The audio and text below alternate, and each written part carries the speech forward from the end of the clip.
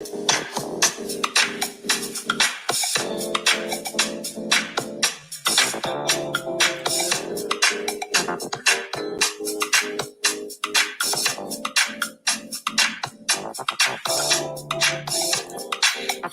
been the same with you and I. Seen too many happy times. Seem to different in the things I do. Try to communicate with you. All right. But it's been gone away for far too long.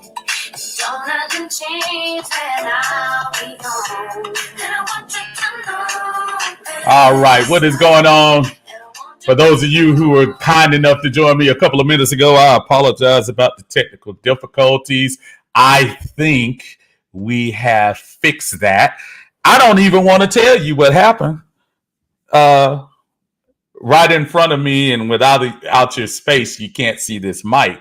And it's one of those USB mics and stuff. So, of course, as I looked down and I was like, what's going on right here? The mic was not connected. So, wow, that's deep. So I apologize. I apologize for that. As I see my folks are coming through, Jerry said, I can hear it's a miracle. Join me. On the way, Jeremy, by the way, got your message. It's going to go right here as soon as we get it in, but it's supposed to be arriving today. Thank you so much. And I will let everyone else know what's going on with that. But let's try this again. Salutations. How y'all doing on a Friday, October 28th? This is your Uncle Steve here on Uncle Steve's Lounge on YouTube. Please make sure you subscribe, folks. I appreciate all the love everyone has been giving me since the summertime. The numbers have been up. So I am thankful. I'm also thankful for my Atlanta Bird Gang family. Brother Jeremy is there as well. Appreciate everyone on that side. This is a great Friday. It's usually my pick Friday, but of course, we're going to talk a little bit. That's why I started a little bit earlier than I normally do. Normally, I start closer to 1 o'clock, but just had a few things to talk about. Of course, the great news last night, Tampa Bay falling to Baltimore in Thursday night game now sets up for the first time for us in quite a long time, an opportunity for the Falcons to solely possess the top spot. Yes, I know technical people right now for these next 48 to 72 hours we're in first place, but I'm not celebrating that until we actually get on the field and win this game on Sunday. Then it will be a little bit better for me to say, hey, we're in first place. So for those who want to play we're 3-5 and we're 3-4 and Tampa's 3-5. So yeah, we're in first place. Okay, I hear you. I'm glad that your math is great. But I want to put it on the field and take care of these Carolina Panthers and do it up front. Appreciate everybody else coming in. Brother Winston, what is going on, brother? We can hear you now. Man, it's so funny when you do these things enough, you're going to have some gaffes. Francis, how you doing? I thank you so much, and thank you for tuning back in after that technical drama I just had. So, Darius, what's going on, brother? Happy Friday to you, man, as well, my postal friend. Yeah, we got to do this thing Sunday, y'all. We got to do this thing on Sunday. And we got to stop pretending like time is going to stand still for right now. This 3-4 top in the division until Sunday is not going to last. What you need to do now, you're in a position as the Atlanta Falcons right now to control your destiny. Now, the obvious thing would be to say, let's go ahead and win the final 10 games of the year, because you do control your own destiny. Starting Sunday, if you win every game for the rest of the year, you'll be the NFC South champs. Plain and simple, no math to figure out, win the games. Now, of course, the chances of that happening are pretty slim, seeing as how you've lost 4 of your first 7. Let's grab these opportunities while we have a chance. This is one of those years that if you think about it, think about all the prognosticators at the beginning of the year, how bad the Falcons were supposed to be, how awful our offense was going to be non-existent. The defense wouldn't show up. Tampa Bay was going to run away with the NFL. The Giants were going to suck. The Jets are going to be horrible. Just all these things that people talk about before the season until you actually play a game. And now we're finding out just about halfway through the season that you got to go on the field and do this thing. So now we're at a point, Atlanta Falcons, this is our opportunity. This is our opportunity to take advantage of what's been laid in front of us. Tampa Bay having some woes. Saints having some woes. I can't feel sorry for injuries. We got injuries too. You got to take advantage of these situations. And this is a time to do it. You got to do it now. You can't play around and, don't take this seriously. And I think the Falcons will. Don't get me wrong. I think they will. Rusty in the house said, loss on Sunday would be inexcusable. This is a must win for us. I don't care how many DBs we are short. The staff is in their second year. Can't lose to a dumpster fire. I agree. You can't. And finishes up dumpster fire team, interim coach, and XFL quarterback. The problem is, Rusty, as much as I absolutely agree with everything you just said, Tampa Bay just lost to the same team. And while you go back and look at Tampa Bay, they got a lot more problems going on there. And again, we'll get to that briefly in a minute before we start getting on the picks. But you can't go in with the mindset. I'm sure Tampa had that same mindset last week. Oh, man, Mayfield's on the bench. Darnold's still hurt. Just traded away arguably their best player on the team. We ought to run in here and score 50 points, and they couldn't score a touchdown. It makes me more upset that this team that lost to Carolina the week before and then lost to Baltimore last night, it makes me more upset that we didn't beat them during, of course, the horrible Grady call. But it's crazy, man. 95 more brother Alberto, who will be live with your uncle. We will be live together, y'all. Couple of spots in between the game on Sunday. So y'all look out on Uncle Steve's Lounge.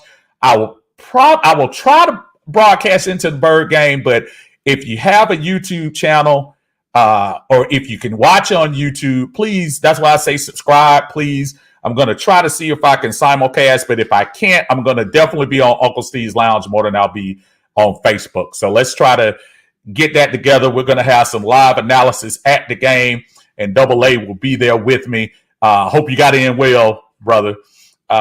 Lisa says, hold on to this NFC South lead. Absolutely. Since we have it, you got to take advantage of it. And we haven't won a division game this year yet, y'all. This will be our third attempt. You got to win the division game. Let's not be that narrative of Carolina, because we can easily lose this game and go to last place. If New Orleans wins and we lose, we go to last place. Or you take care of your business, win the game, and don't have to worry about that type of talk. 95 North says we control the South, so it's up to us keep pace. Absolutely. Well, absolutely. We're the lead. We're the pace setters. We're the little rabbit on the side that the dogs are chasing. In dog racing, if y'all don't know what I'm talking about. So, Sean, what's going on, brother? Sean says Arthur Smith has got to break his patterns and learn to win games, whether the run game is going our way or not. Absolutely astute comment there, Sean. And last week was so frustrating to me, as I talked about in my last live a couple of days ago, to see that second half drive down 18 and not trying to push, that bothered me. Now, I'm pretty sure after that game, I'm sure they're not going to say we'll go back to the same game plan. But what if Carolina jumps up 14 points ahead? First half, I'm okay. Second half, you got to have a little bit more urgency. So, yeah, I'm 100% with you, Sean. I think we got to do a little better than that.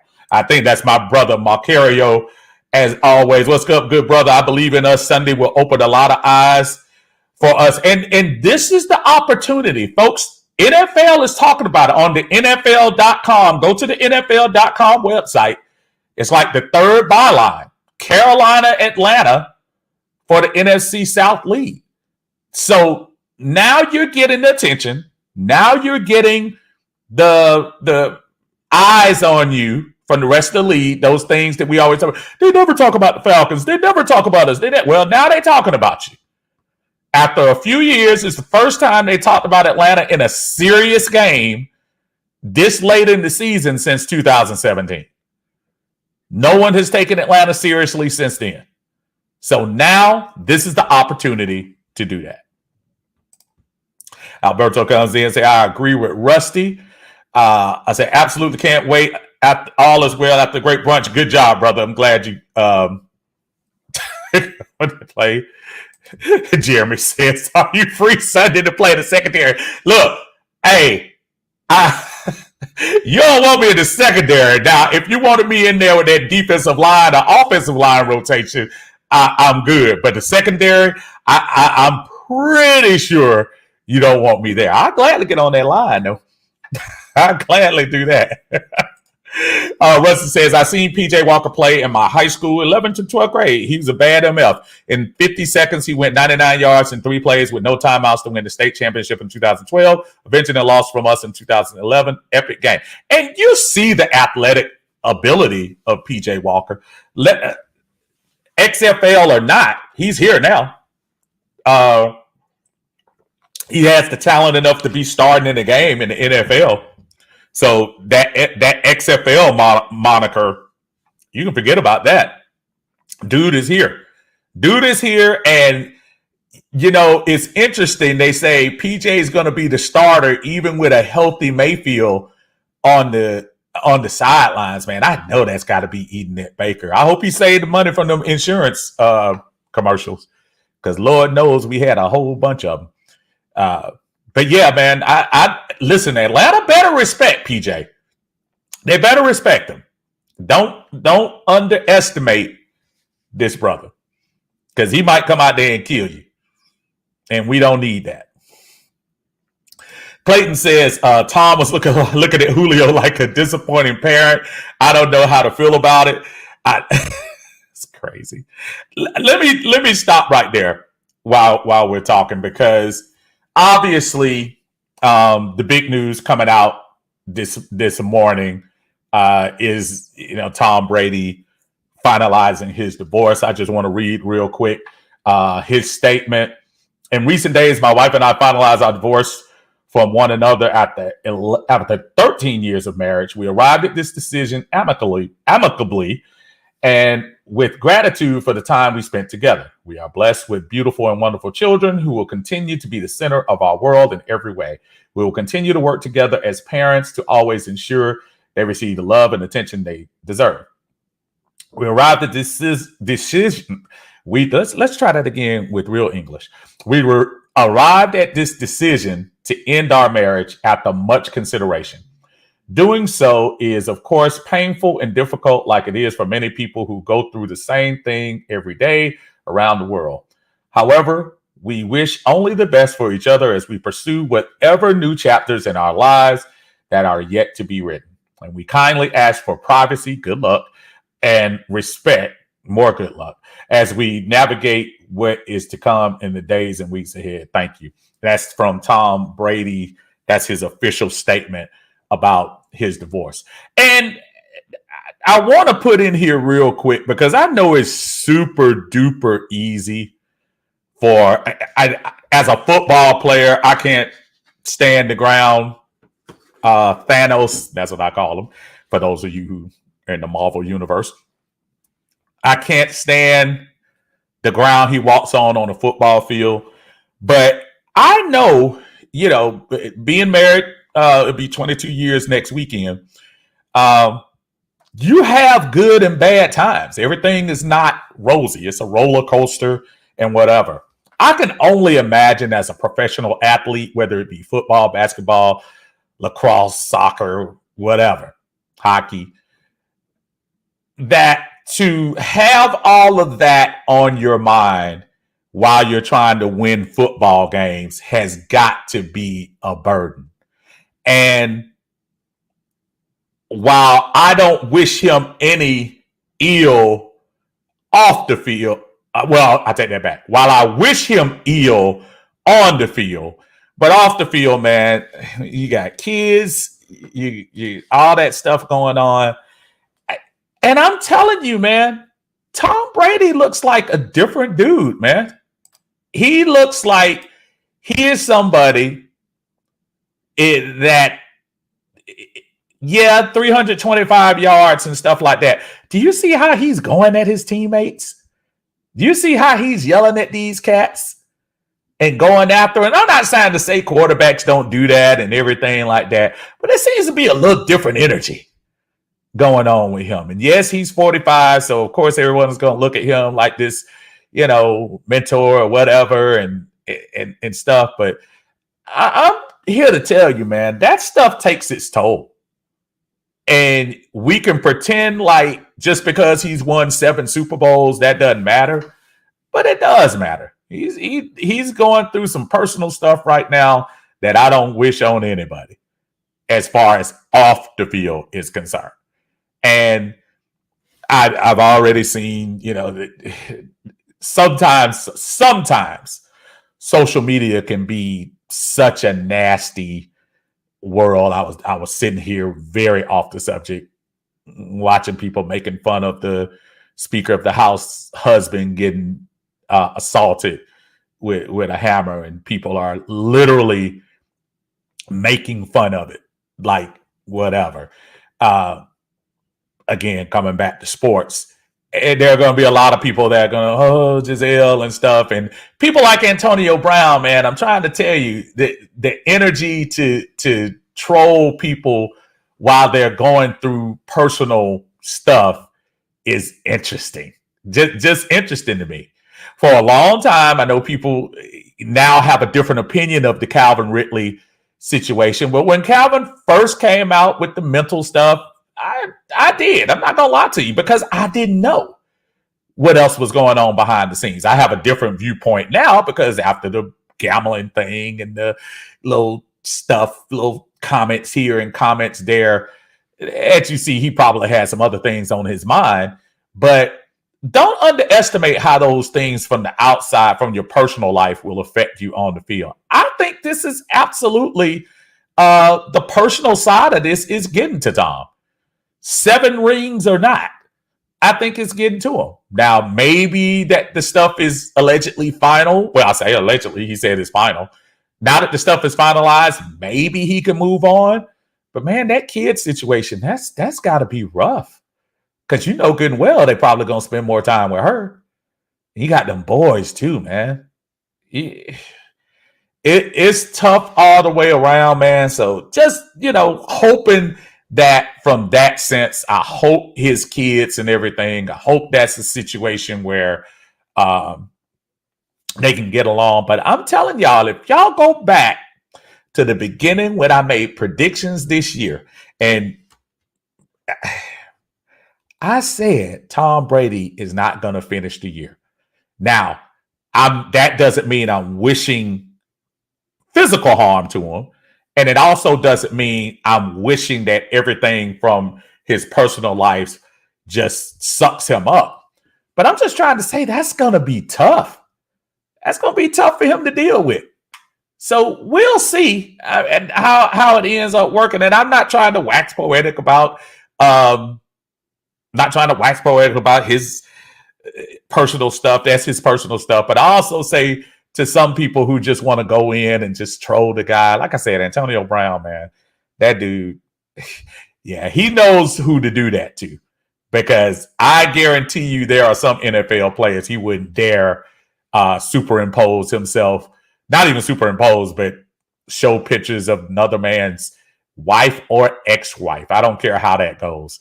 That's some lines to cross, man. So I don't know. That's crazy. Let's get back to the Falcons, man. Opportunity awaits for the Falcons this weekend, an opportunity to take control of this division, take control of your own destiny. The last time I significantly, and not including the Super Bowl year in 2017, because we actually did those things. But I remember because we went to the two games back in 2014, Mike Smith's last year as the Falcons coach. We went to New Orleans on I guess that would have been week 16 with the bye. We were 5-9, and we had to win the last two games to win the division. We went into New Orleans. Drew Brees had an awful game, 3 interceptions. They played bad. That was the game that O.C. Umenyor picked up the ball at the very end of the game after a Corey Billman. Remember that guy?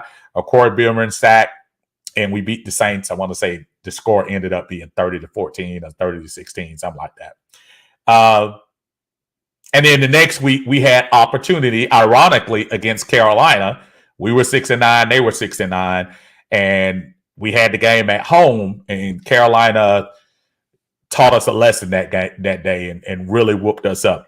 So we didn't seize the moment at that time. I'm pushing all the way up to this week. Atlanta Falcons are playing a better brand of football than they have been the last couple of years. They're playing a better brand. Notwithstanding last week against Cincinnati, you're going to have games like that. Every single team does. But I still think the resolve of this team is much stronger. And I think we can truly push our way through whatever was going on last week. Of course, we know the secondary was decimated coming into the game, and then add AJ to the list. Alford sounds like he might be available this game. So troops are coming in from off injury lists, and I don't know I don't know how long the AJ thing is going to go on. I'm just going to make the assumption, especially when you see he hadn't practiced, I'm going to make the assumption he'll probably be gone for the next couple of weeks. So you got to play with who you got. And in some cases, you're probably going to have to make up for those deficiencies in other areas, meaning the offense. Now, the run game has been solid so far this year, but there's no doubt that there is going to be a clamoring to open that thing up a little bit. 13 passes during the game, 12 passes during the game.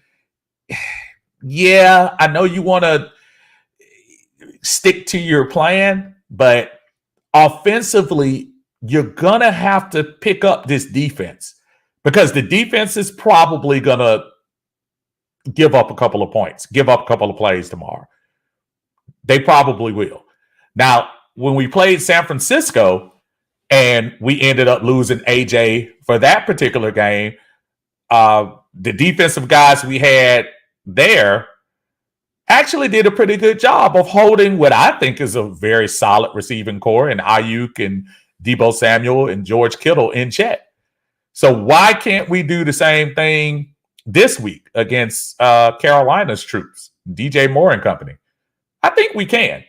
So seize the moment, man. We got to take advantage of this opportunity.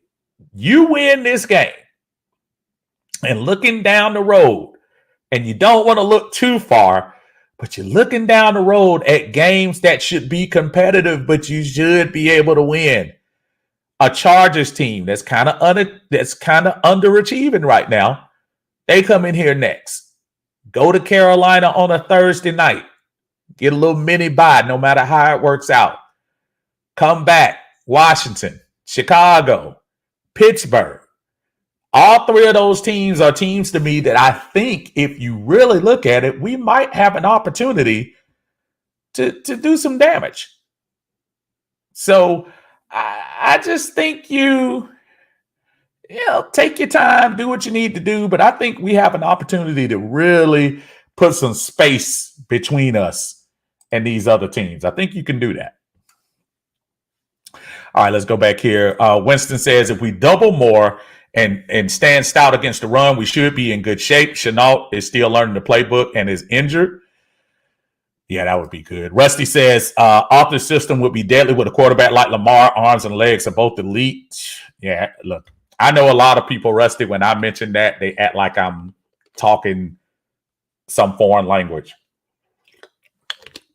Folks, don't be so sure that franchise tag is going to get slapped on Lamar.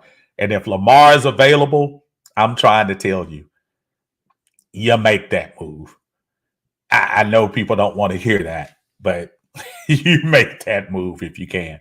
You think about it. Aside of Lamar Jackson and free agency, and again, I know we're talking about other things, but aside of Lamar Jackson, there is no other free agent quarterback out there. Zero free agent.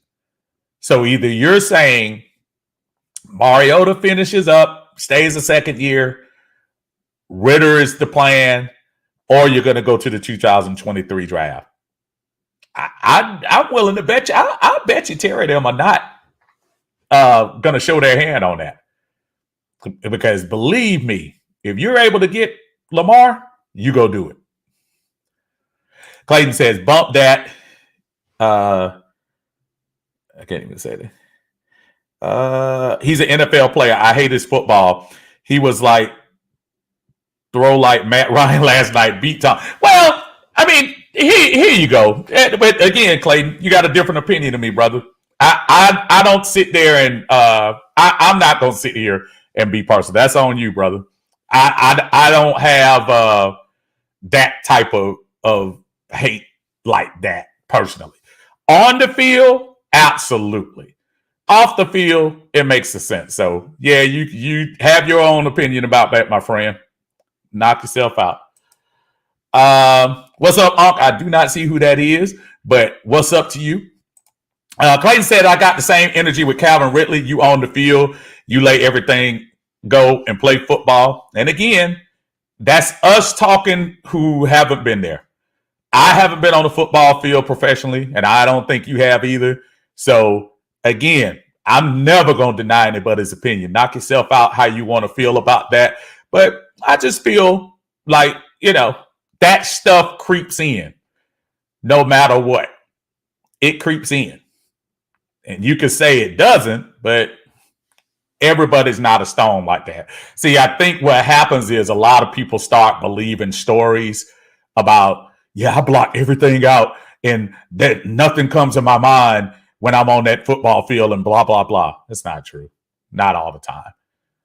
I believe that you can sometimes compartmentalize some things, but to say that stuff doesn't creep into your game, doesn't creep into it a little bit, I don't think that's true. But again, that's on you, bro. Anthony says, Brady stressed out. Look at his face. He looks horrible. It's crazy how the tables turn because now a lot of people are questioning Brady's character just off the events that's happening in his personal life right now. And it's kind of fair game, Ant, because look, when he first got in the league and he was married, I don't think he was ever married to the other lady, the actress, Michelle Monaghan, Bridget Monaghan. Is it Bridget? Monaghan, whatever her name is, the one who has the other child. But again, he wasn't married then. And I think once he married Giselle and he became America's sweetheart and you saw the pictures of them and they were America's couple and blah, blah, blah, blah, blah. And you can say all you want about how, but it's Tom Brady. He's got 7 Super Bowl rings. He'll get through this. Nah. Remember that press conference he had a few weeks ago when they didn't divulge that they were having problems, but he said people go through stuff. And I think you saw it then. That was probably the part when you saw, oh man, this stuff is really affecting him. So, yeah. Clayton said, but yeah, we need this win. This is when the pressure comes. Let's see what kind of Falcons we are. I know we hurt at corner, but I know we got a better game plan than last week. We better, Clayton. I'm trying to tell you, to your point, this is when you see what kind of Falcons we are. I agree with you 100% on that. This is a game that all of a sudden in the last 24 hours became that much bigger. And a game that the NFL is going to have more eyes on. Not to say that they're scared of the NFC South, but dude, if the Falcons end up 6-11 and are in first place, they get a home playoff game. You win the division, you get a home playoff game. So no matter how people chalk it up, you get a home playoff game. That's how it goes. It says, remember Carolina down a receiver with the Anderson situation. Yeah, look, this right now, this is week 8. Everybody has injuries, man. It's going to be a matter of how. Remember when CP went down and a lot of us were like, oh my goodness, we won't be able to run the ball against anybody. And you could argue in 2 of those games, we actually ran the ball a little bit better. Especially the Cleveland game. So, San Francisco, same thing. We're going to have injuries and folks who probably got more coming. So, I hear you, but everybody's got injuries. And they just got a next man up, man. Next man up. Jeremy says, hypothetically, with our full pockets in 2023, how much are you willing to spend for Lamar? I've just always cringed at playing top 3 Roger-style money for one player, whoever it is, because we just got out of that. I think my only thought right now, Jeremy, is right on this roster, we have a lot of first, second-year players. I'm not talking about the Rashad Evans, not talking about the why I keep forgetting my brother's name from Georgia that came from the Giants. But not the free agents that came in. We got the Jalen Hawkins, the Michael Walkers, the Troy Andersons, the Abdullah Andersons, the AKs, the other big boy on the Taquan Grahams. We have a lot of young players right now playing on low salaries, and really a couple of them under control for a year or so. If you were to bring Lamar Jackson in, even at a high price right now, and you still have those players developing, and hopefully, I guess the trend would be going up, I would hope, and train them up to an area where you don't need to fill out a lot of positions on defense. You don't have to fill out a lot of positions on the receiving core. And then you can afford to spend that money on quarterbacks. And let's keep it real, though. The NFL cap is going to continue to go up, up, up, up, up. With every TV deal next year, NFL ticket is up for grabs. DirecTV lose that. There's more money coming in, which the money they're going to get, half of that is going to go to the owners. The owners have to, by the rule of the CBA, have to decipher that down to the players. Salaries are going up. We can say overspend for Lamar, but really, what quarterback isn't going to get $30 million plus down the line? You're going to you're going to do one or two things. Either you're going to keep believing in the Mariota thing, which again, I'm not knocking that, because if it's winning, that's fine. But how long are we going to continue with let's just make it while we can make it? I'm here to tell you, and it's hard because the way Arthur Smith is running the offense, I don't blame all this on Mariota. This is kind of even almost different than the Matt Ryan thing, to be honest, because Mariota isn't throwing 13 times because he can't find anybody open. He's throwing the ball 13 times because that's the design. That's what the coach wants to do.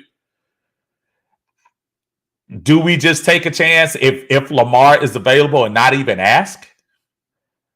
I mean, who knows? I'm not saying he give us any kind of discount, but I don't know. $40 million a year? That's kind of where we're going right now with quarterbacks, y'all. You're playing bottom feeders like, let me stop with bottom feeders.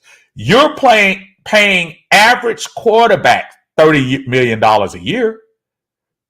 It's not like you're the average quarterback that's going into his second long-term contract. I'm not talking about a Jameis 1 year in New Orleans, Baker traded to Carolina. I'm not talking about those. I'm talking about watch and see what Herbert's going to get next or Burrow is going to get next. You're talking in the upwards of probably $40 million. Look at the extension that Russell got. And it looks like that's not going to work out. Now, the difference between Russell got a little bit more, age on them tires a little bit. Lamar is still in his prime. And so if I'm going to spend 4 years, 160, with 160 to 180 being guaranteed, at least time is on his side. That's why I was a fan of going after the Deshaun Watson thing. Outside stuff notwithstanding, that was a brilliant thought if you're Terry Fontenot. Because the one position you want to improve on the team is the quarterback. Now, do you actually think the philosophy after this March saying we're going to try to get Deshaun, you got outbid it. So you think the philosophy is, well, don't worry about the talent now. Let's just get a scrub. And I'm not saying Mario is a scrub, but let's get a backup quarterback at a low price and see what he can do. I think Uncle Terry is cooking, and I think he is waiting for the next opportunity for something to come up, whether it be Lamar. And again, I don't even know who else is available. Is anybody else available free agency? And please don't tell me Josh Rosen. I'm talking about a significant quarterback. But good point about overspending, though. You don't want to overspend. You don't want to have all that cap room and use up 75% of it on one person. That I agree with. But I also say, if I'm going to spend that money, I'd rather spend it on a proven commodity and somebody that I know can come in here and change things like that. Rashad, what's going on, man? So do you think we should start Ritter? And of course, that's the most popular thing going around right now. The Mario to Ritter thing. And I'm going to give everybody the same answer that I've been given before. Right now, you're technically in first place with an opportunity to win this week, with a team that has been used to your leadership for the first 7 to 8 weeks of this year. I don't think throwing Ritter in at this second is the smartest thing right now. Now, you lose this game to Carolina and consequently Chargers come here. Lose the game against the Chargers and go 3-6. You might want to start thinking about that. But right now, I just don't think you rock the boat at the moment. And because I'm saying don't rock the boat doesn't mean I am overly enthusiastic about the prospects of Marcus Mariota. I think he does a very good managing job.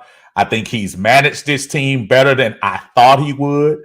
I think we're in a situation right now where, quite frankly, back in August, I would be lying to you if I was sitting here and saying, man, we have an opportunity to be in first place 2 days before November.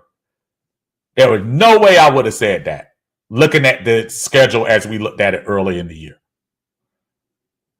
But I just don't think you rock the boat at this moment. Maybe later, but not this moment. Carolina, you go in there and win. Win the game against Carolina. With every game Mariota wins, I think it pushes Ritter back at the prospect. With every game Mariota wins, it pushes the prospect of Ritter back at least 2 weeks. So you win this game against Carolina, you're probably 3 weeks from the bye. No, we got a long way for the bye. But with every time Mariota wins, you push that back a little bit. So right now, October 28th, this second, Rashad, not now. Not now. Scooter said they were willing to do it for Watson. Pretty sure they'll do it for Lamar. See, I think that's my thought on that, Scooter. If you were listening to what I was saying about the same thing about Deshaun Watson, you were literally about to break the bank for him. And let's not keep pretending this isn't a quarterback-driven sport. Look at our buddy up in Indianapolis. And trust me, I'm not going to go on a super long tangent. When we traded him for a third-round pick, the thought was better offensive line for him, better running back for him, great situation. His leadership and moxie and blah, blah, blah was going to make the difference and make the Indianapolis Colts a Super Bowl contender. Well, when the truth comes in and you don't live up to, what they were saying, things like that's going to happen. I was laughing so hard at people who were talking. Well, he's getting benched because of his sprained shoulder. Dude, what's his name? Dude from the Chargers is basically playing with a half collapsed lung. Russell Wilson before last week was playing with a bum shoulder. Matt was going to try to go out there and play. And somebody stepped in and say, hold on, 9 interceptions, 20 fumbles, or whatever it is. All this stuff, the dynamic brother, we need to try something different. And that's not an indictment on Matt Ryan, the person. It's an indictment on we're not getting what we thought we were going to get out of you. And give Indianapolis credit. Indianapolis is 3-1. They are better than us. And that owner said, no, man. This is not what we were promised. And that situation is going to come to a head. I was telling somebody, don't be shocked if you see Matt on the trading block. Because there's no way you're going to sit there and say he's going to be the second string or emergency quarterback for the rest of the year. Come on, man. You paying him that much money and you going to have him on the sidelines? I don't know. But anyway, that goes back. This is a quarterback-driven league. You got to have talent at that position. This is not saying Mariota doesn't have talent. This is saying that we just got by or dang, we just lost. And you start looking at certain stats and certain things. Now, I will say this about Mariota. Say what you want to say. Some of his accuracy has gotten a lot better. You're not going to see a better deep ball than he threw my man last week, Bird. You're not going to see a better deep ball than that. That was awesome. And the week before when he was 13 for 14, what are you going to say? So it's a quarterback-driven league, man. And sometimes you got to pay the price. Cam says, Josh Rosen, LOL, that's my guy, right? Josh went to the Browns and got cut. That's deep. Anthony, what's going on, man? Said the offense coordinator is, which is Arthur Smith, just needs to add more pass plays. And the first 3 games was pretty decent. I think that drive against Cleveland, that one drive against Cleveland, I think changed a lot of the philosophy for the Falcons for the last couple of games. Because I think they said, we found something that we can do well. And give them credit because aside of last week, it really was working. And even in Tampa Bay at the end, it was working. They just ran out of time. So, yeah. Lisa says AJ is out for the game versus Carolina. Just got the notification, and I kind of figured he was. He wasn't practicing. And and if you remember, Lisa, when they first came back in that one, I'm trying to think. Was he talking to Dave Archer? Or was he talking to the guys on 92.9? And he said he was week to week. When they say week to week, and you just came out of the game Sunday, we're probably not going to see AJ at least probably until after the Carolina game, the second one. So we got Carolina, Chargers, Carolina. That hamstring is no joke. I remember in my Army days, man, and pulling my hamstring, dude, I couldn't run for. And you talk about somebody out of shape. Well, not in the Army, but I'm saying, but that hamstring is no joke. You got to let that thing rest. 3:30 in the house. What's going on? We have squandered our number 4 and number 8 picks as far as production, and that's fair. And squandered is strong. I would just say underutilized, but you got, especially the Drake part. The Drake just got here. So the jury's still out on that. So when you say squandered, I hear what you're saying. Maybe underutilized. Yes. They used Kyle Pitts last year. When Matt was here and they were pass centric, they threw Kyle Pitts the ball a lot of times. I think, did he break the record for yards for a tight end last year? So you can't really say squandered, but you can say haven't been using them. You got to use those guys. Rusty says Ritter gonna get in my default if MM keeps taking these hits. He took some shots last week. Yeah, Cincinnati was kind of teeing out on him. Bro needs to learn how to slide. I think that's his mentality. I think he wants to run. I think he's still thinking he's up there in Oregon and he wants to run the ball. And yeah, he's gonna have to slow that down. Now, don't get me wrong. I want him to run, to your point, learn how to slide, get out of bounds, stuff like that. But yeah, a couple of those hits, you kind of like, yeah. But we don't want that, though. I don't want Ritter to get the ball because he's hurt. But yeah. Anthony says Matt is going to be gone if he's on the sideline for the rest of the year. The owner made the call before the injury. Yeah, and I believe that. I think it's no way you can say what you want to say. Baker Mayfield being on the sideline behind P.J. Walker is a different deal. Baker Mayfield hadn't even got through his first year contract yet. I mean, his first contract yet. Sam Darnold being on the sideline, that's a different case. Those guys are 4 years in. You talking about having say what we want to say, y'all. Having a former MVP, 14-year vet, all the accolades, what he just passed Dan Marino 70,000 yards, sitting on the bench. Nah. Again, don't be shocked, but I'm just trying to think who else needs a quarterback right now. Who else really needs a quarterback? I don't know. Brother Ray in the house. What's going on, Ray?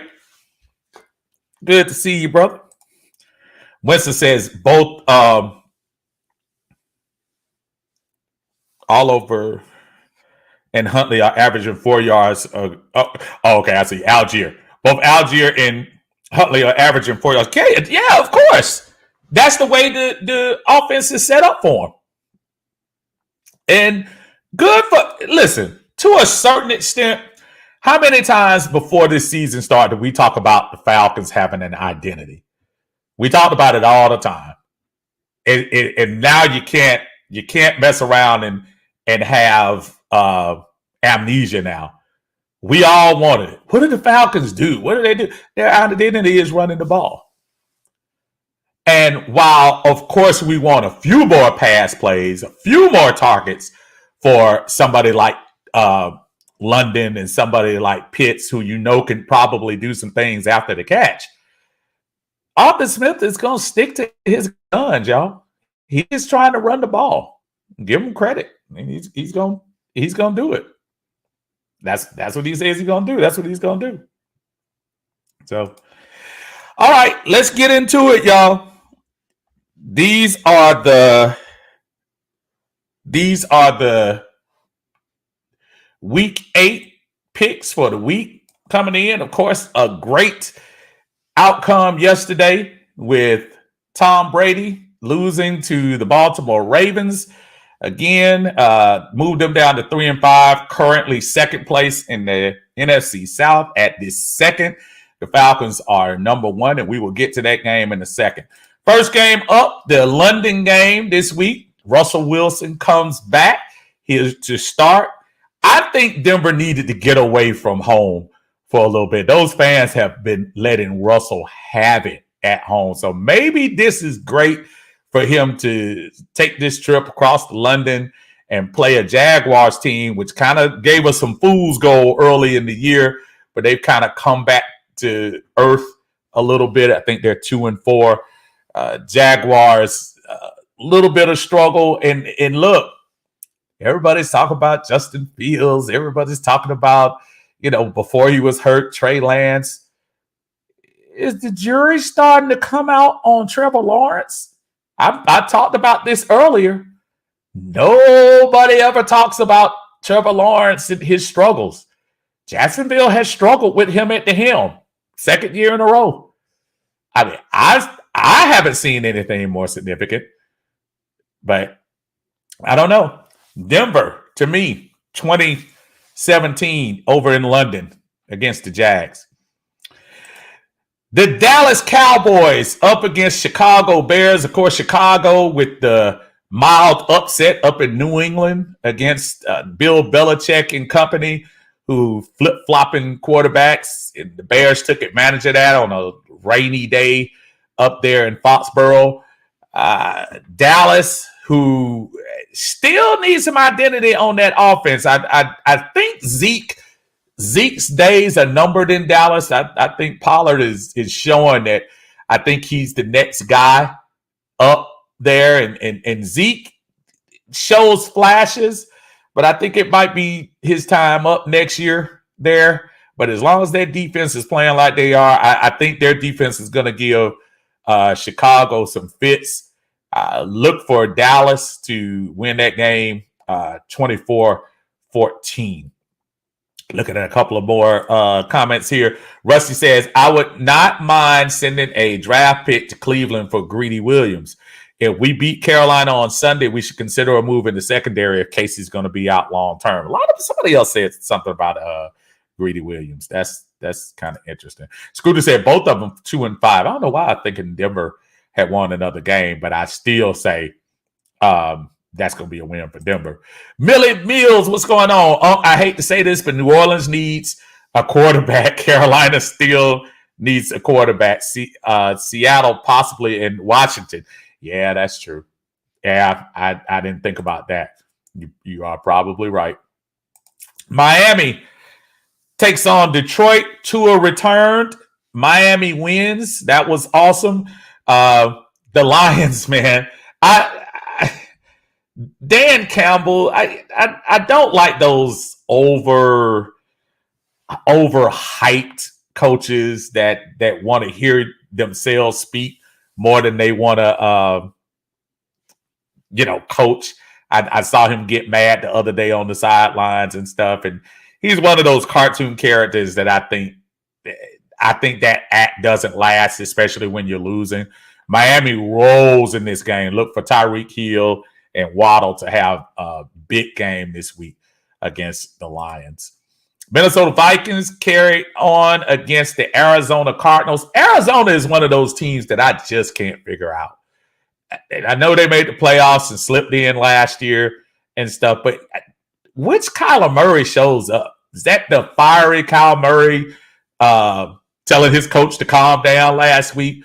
Or is that the Kyler Murray that runs a 20-point comeback against the Raiders earlier this year? Arizona is super hard to figure out this year. And because of that inconsistency, I like the Vikings in this game with Green Bay's woes. The Vikings have all of a sudden jumped up, and they can take real control of the NFC North with this particular game. Look for the Vikings to win that. Going to be close, as Arizona usually plays people close, but I think at the end they'll win that game.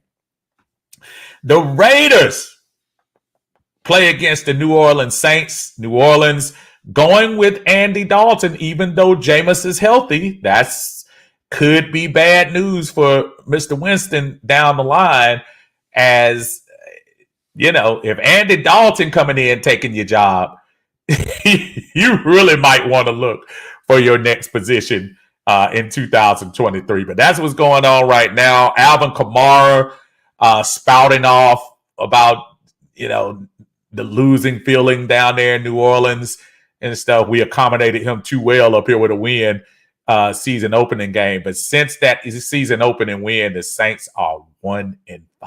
That's crazy. But I look at this one to be a big win for Vegas.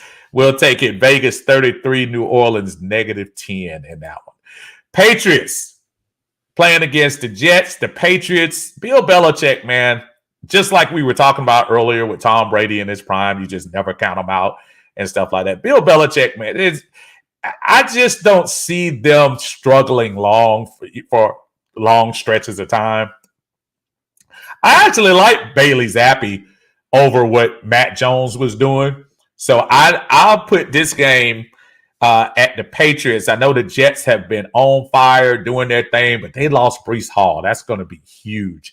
And I know they picked up Robinson from Jacksonville, but I still look at the Patriots to take this one out, albeit by a small margin, 27-24.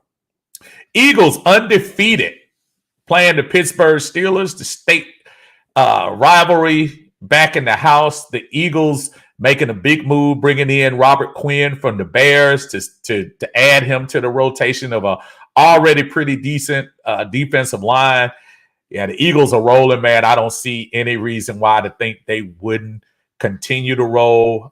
Kenny Pickett getting some valuable time at quarterback, but I don't think the Steelers are going to be out of this thing pretty soon. You're almost going to start thinking about whether you want to even bring back TJ Watt. I think he's not even available. I think he's available either the week before we play them or the week that we play them. But if the Steelers are out of it, I would almost consider keeping TJ on the sidelines. But for Sunday, look for the Eagles to win this game, 27-20. Houston Texans, man, they're one of those teams too. They're not great. They don't have a lot of big time talent on their team, but they got a lot of grit, man. They got them playing really hard down there in Houston. The Titans really haven't been super duper impressive.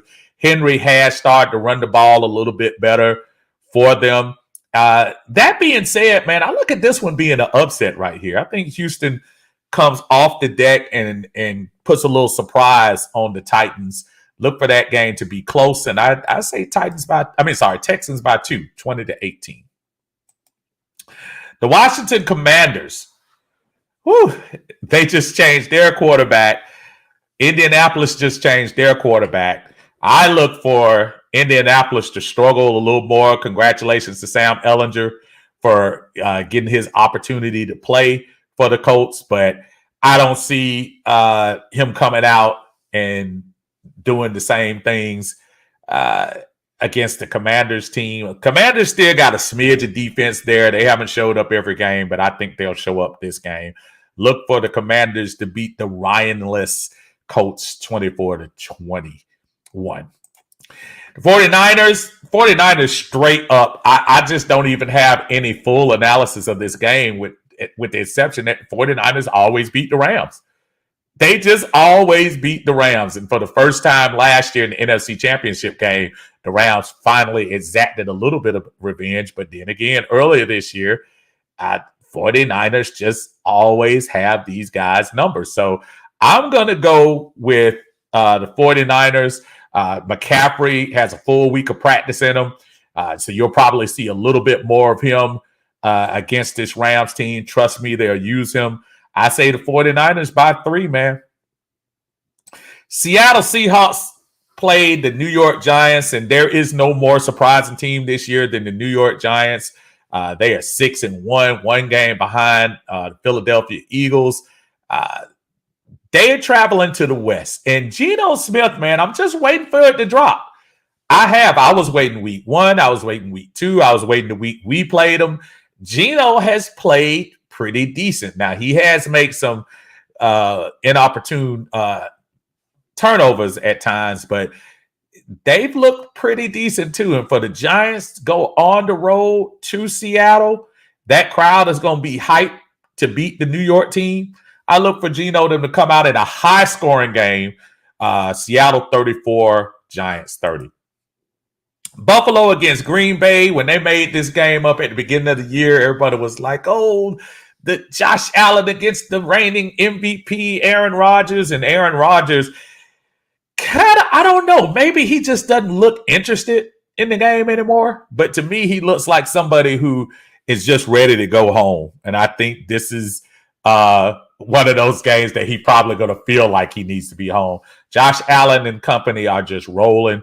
I look for them to keep it going at home against Green Bay. 35 is probably, I just stop right there, but it wouldn't shock me if they scored any higher than that. Buffalo over Green Bay in the Sunday night game next week. And then on Monday night, the Bengals, who just came off the shellacking they gave us last week, they have lost Jamar Chase. That's a huge loss. Even though the other two guys are capable, I still think Cleveland has enough of a defense to give those guys some fits. I look for the Bengals to come way back down to earth. Cleveland sneaks off a 24-20 win. And last but not least, our Atlanta Falcons against the Carolina Panthers. Look, the bottom line is meaningful games. Playing meaningful games during the year, whether it be the start of the year, the middle of the year, the end of the year. This all of a sudden became a meaningful game. The Falcons and the Panthers will be playing for first place in the NFC South. The Falcons have the slight advantage of playing at home. I know the number is big. I think I saw somewhere where it was 6.5, which I think is crazy. Because I think Carolina will play strong. Right now, they got nobody's expecting us to do anything with them, with the new coach, the jettison quarterback on the sidelines, gave away Christian McCaffrey and all of that. So they're going to play up the us against the world thing. But you know what? At the end of the day, I just think we're actually a little bit better. Even with a banged up secondary, we still should be able to take care of the Panthers. I had initially said 31 points because I do think we'll score against them. But I'm going to take it back down a notch to 27-20. Burns is a beast for Carolina, and somebody better account for him because I don't want to see – you talk about Mariota getting hurt. That's somebody I don't want coming around that corner because he's really good. And I think he was one of the people that they were saying might be untouchable during the trade deadline coming up this week. But I do think the Falcons will run the ball. I think we'll be successful. I'm hoping they stretch the field a little bit, but you know what? I don't even think they probably have to. Look for Algier to have a really big game, Brother Huntley to have a game. Defensively, let's just, keep it simple, man. Just don't get beat by the big play. We got beat by the big play for the first time consistently last week. Big plays by Cincinnati. We got to cut that down, bring some of those plays down to 10 yards or less, and just wear down this Carolina defense. Wear them down. I think we'll do it. My pick is Falcons 27, Panthers 20. Don't be shocked if we score a few points. False start comes in and says, "What's up, Unc? I missed the Toast Show." I'm sorry, brother. If I didn't have to go to work, trust me, that would be something. Rusty says Shaq Barrett. Yeah, I heard about that. Yeah, torn Achilles. That's a big deal. But Levante David and Devin White had a horrible game yesterday. So I'm really shocked at that because both of those guys are really, really good. So yeah, Shaq Barrett with that Achilles, that's a big deal. That's a big injury. But until then, folks, we will catch you all on Sunday.